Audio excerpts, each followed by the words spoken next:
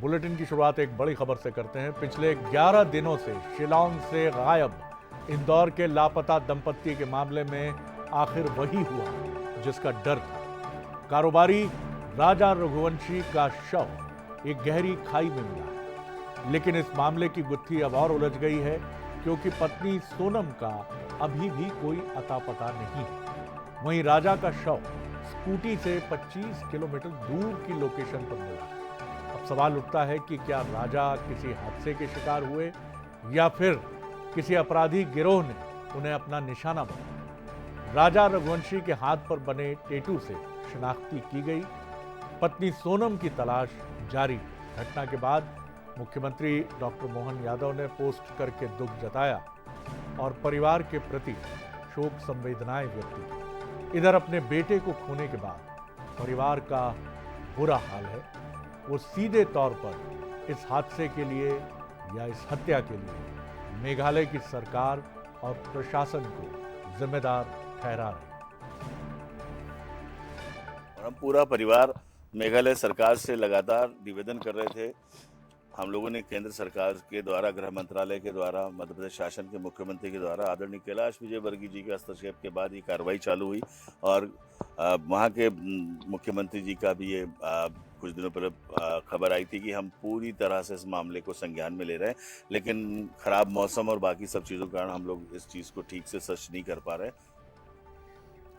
एक हंसता खिलखिलाता हुआ कपल अपने हनीमून के लिए शिलांग जाता है और वहाँ ये दुखद पूरी जो हादसा है, ट्रेजेडी है, वो सामने आती है। अब आपको बताते हैं इस पूरे केस की टाइमलाइन। 20 मई जब ये हनीमून के लिए दंपत्ति हंसी खुशी इंदौर से मेघालय के लिए रवाना हुआ। 22 मई कामाख्या देवी के आसाम में दर्शन किए और वहाँ से निकल गए शिलांग। 22 मई 4 दिन के लिए एक दोपहिया वाहन स्कूटी किराए पर।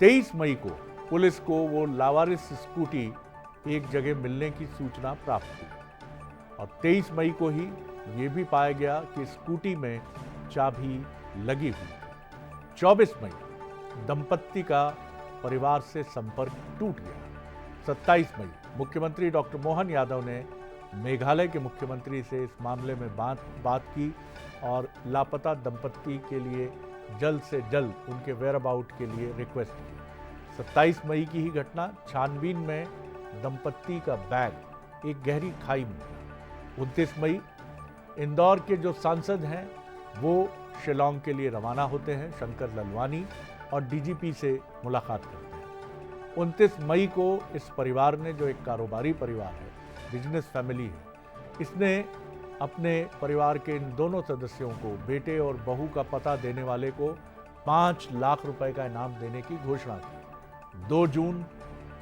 वो दुखद खबर आ गई जिसे कोई भी सुनना नहीं चाहता था, यानी 11 दिन से लापता राजा का शव खाई में मिला, लेकिन अभी भी पत्नी सोनम लापता है। जो सवाल उठ रहे हैं उन सवालों पर भी एक नजर डालते हैं।